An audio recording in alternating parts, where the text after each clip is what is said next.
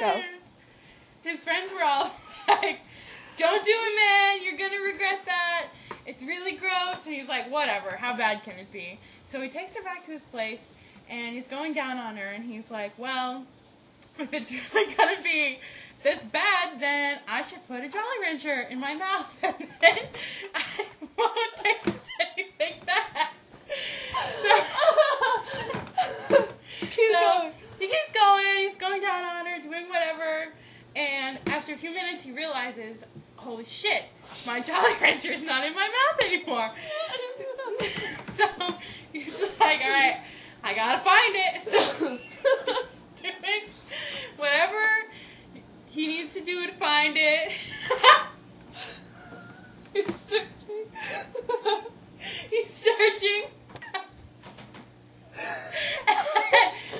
He finds something hard, and he's like, yes, I got it. So he pulls it into his mouth, and he's like, Jolly Rancher. And he bites down on it.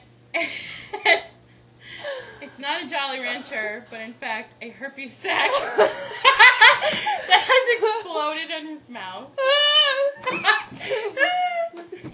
Did you know herpes?